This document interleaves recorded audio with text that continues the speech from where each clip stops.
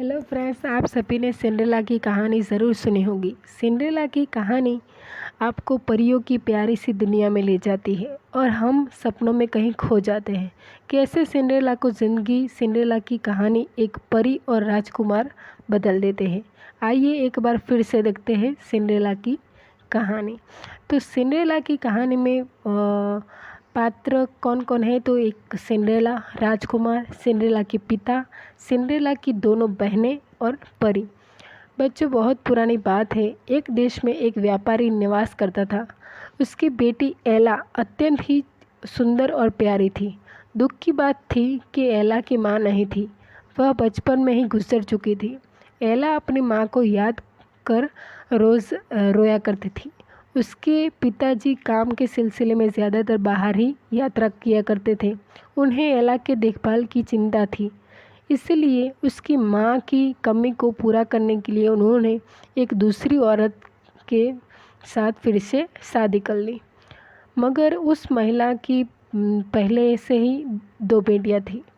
शादी के बाद एला अपनी नई माँ और बहनों से बहुत प्यार करने लगी, मगर उसकी सौतेली माँ और बहनें बहुत ही दुष्ट थीं।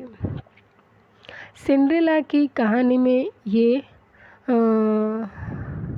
उसका एक मोड़ आता है जिसमें वे हर समय एला को जानकर परेशान करने की कोशिश करते हैं। एक बार एला के पिता व्यापार के सिलसिले में बाहर गए। वे शायद किसी दुर्घटना के शिकार हो गए और उनकी मौत हो गई। उनकी मृत्यु के बाद बेचारी एला एकदम ही अकेले से हो गई थी।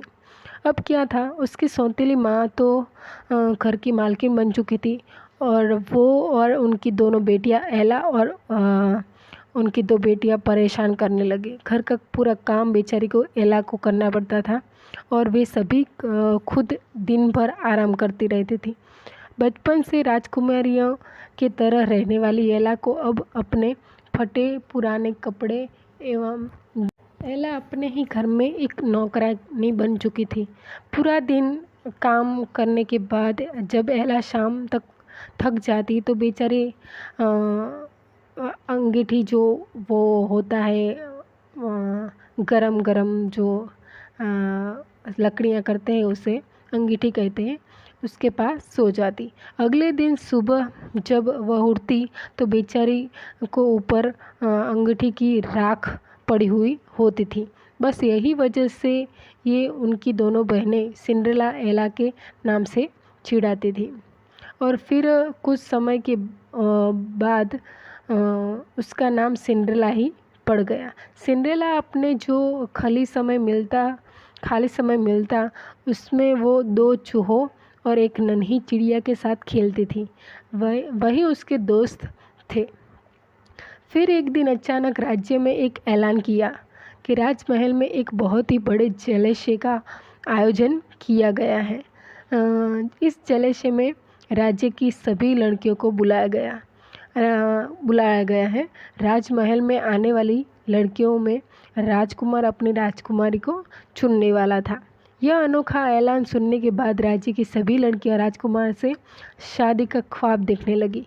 इधर सिंड्रेला की दोनों बहनें भी राजकुमारी से शादी करने को बहुत उत्साहित थी, मगर सिंड्रेला भी राजमहल और वहाँ का जो जश्न था वो देखना चाहती थी।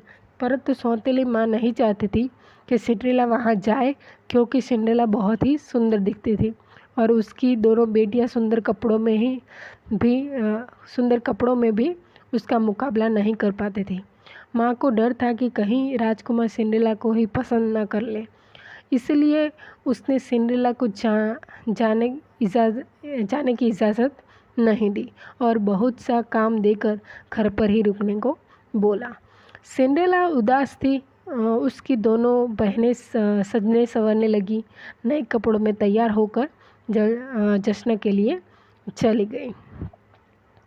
थोड़ी देर बाद घर का काम ख़त्म करने के बाद सिंड्रेला वो जो फट्टी थी उसके पास बैठ गई। उसके दोस्त चूहे और नन्ही सी चिड़िया उसके पास ही खेल रहे थे। वह बहुत उदास थी। उन्होंने उसे हंसाने के लिए बहुत कोशिश की, लेकिन सिंड्रेला बेचारी हंस नहीं सकी क्योंकि वो बहुत परेशान थी। फिर कुछ ऐसा जिसका किसी ने भी सोचा नहीं था। तेज रोशनी चमकी और आंखें चौंधिया गई। कुछ समय के बाद, रोशनी कम होने के बाद, सिंड्रेला को देखा कि एक परी उसके सामने खड़ी है। सिंड्रेला परी को देखकर मानो सन्न हो गई। परी सिंड्रेला ने प्यार से उसकी उदासी का कारण पूछा और सिंड्रेला ने अपने मन की बात बता दी।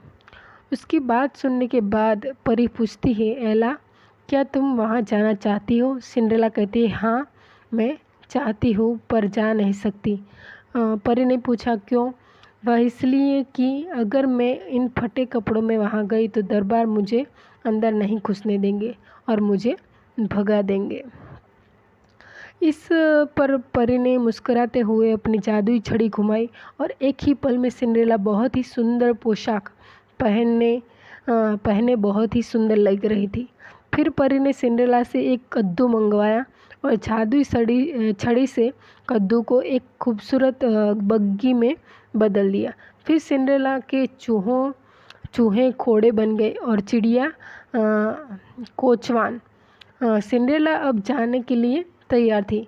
परी ने उसे पैरों में पहनने के लिए कांच की अत्यंत ही सुंदर जूतियाँ दी, जो उसके सैंडल थे वो, चेहरे तथा आँखों के लिए एक नकाब जिससे कोई उसे पहचान ना सके। खुशी खुशी सिंड्रेला बग्गी पर बैठ गई, लेकिन परी ने उसे चेतावनी दी थी कि हर हाल में रात के 12 बजे के पहले वापस लौटना होगा, क्योंकि 12 बजे के बाद उसका जादू खत्म हो जाएगा। उसके बाद सब कुछ पहले जैसा हो जाएगा। फिर वह फिर से फटे पुराने कपड़ों में आ जाएगी और अपनी बग्गी वापस कद्दू बन जाएगी। अब सिंड्रेला रात 12 बजे के पहले वापस आने का वादा करते हुए चल पड़ी। वह इतनी खूबसूरत लग रही थी कि वह जैसे ही जश्न में पहुंची तो सबकी नज़र उस पर ठहर गई। माँ और बहनें भी उसे देखकर आश्चर्यचकित थी, परंतु नकाब के कारण वो उसे पहचान नहीं पाई। जैसे ही राजकुमार ने उसे देखा तो उससे प्यार हो गया और वह उसके पास गया और अपने साथ नृत्य करने के लिए उसको ऑफ़र किया। राजकुमार खुशी खुशी सिंड्रेला के साथ पूरी शाम नृत्य करता रहा और दोनों बहनें और वहाँ उपस्थित जो लड़कियाँ उससे जल रही थी, राजकुमार ने कई बार उसका नाम जानना चाहा, लेकिन सिंड्रेला ने उसे नहीं बताया। सिंड्रेला जश्न में आकर इतनी खुश थी कि वह परी की कई बातें भूल गई। उसने जो कही थी वो बातें भूल गई।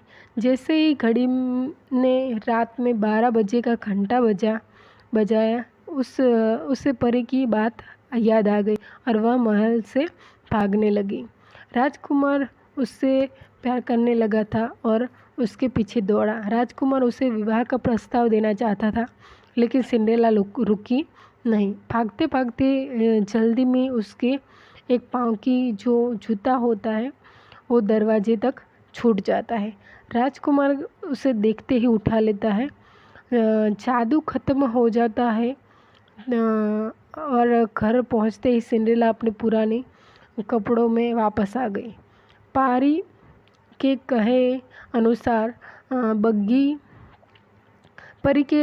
कहने के अनुसार बग्गी फिर से कद्दू बन गया और दोस्त चूहे और नन्ही चिड़िया भी वापस अपने असली रूप में आ गई थी। सिंड्रेला ने अपनी परी को बहुत धन्यवाद दिया और परी उससे खूब प्यार और आशीर्वाद देकर चली गई। राजमहल में राजकुमार सिंड्रेला को बहुत याद करने लगा। उसे ढूंढने का फैसला किया। उसने पूरे राज्य में ऐलान करवा दिया कि जिस लड़की के पैर में वह जूती आ जाएगी, राजकुमार उससे शादी करेगा। सभी लड़कियां शादी करना चाहती थी। सब उस कांच की जूती को पहनना अपना बताने लगी और सभी ने उन्हें पहनने की बहुत कोशिश की, किसी के पैर में नहीं आई। कुछ दिन बाद राजकुमार अपने सिपाहियों के साथ सिंड्रेला के घर पहुंचा और उसे वहां देखकर सिंड्रेला की सौतेली बहनें बहुत खुश हो गई। वे चाहती थी कि राजकुमार उनसे विवाह कर ले। जूतियों को दोनों ने हर तरह से पहनने की कोशिश की, लेकिन वह उनके पैरों में नहीं आई।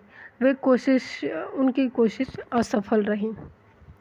अचानक ही राजकुमार की नज़र दरवाजे से छुपकर झांकती हुई सिंड्रेला पर पड़ी। राजकुमार ने उसे जूती पहनने के लिए बुलाया और जैसे ही सिंड्रेला ने जूती पहनी तो वह उसके पैरों में एकदम आ गई। यह सब देखकर उसकी माँ और बहनें हैरान रह गई। सिंड्रेला खुश थी। उसने दूसरी जूती थी अपने पास से निकाल कर पहन ली। राजकुमार यह सब देखकर खुश हुआ और समझ गया कि सिंड्रेला ही वही लड़की है जिससे उसे प्यार हुआ था। राजकुमार आगे बढ़ा सिंड्रेला के सामने विवाह का प्रस्ताव रखता है, जिससे सिंड्रेला की खुशी खुशी स्वीकार कर लेती है। दोनों ने विवाह कर लिया और एक दूसरे के साथ रहने लगे। सिंड्रेला के राजकुमारी वाले दिन वापस आ गए। अब वे कभी घर का काम नहीं करना पड़ता था और वे जो जुल्म से आज़ाद थी जो उस पर किया जाता था। इस प्रकार की कहानी यहीं ख़त्म होती है। Thank you.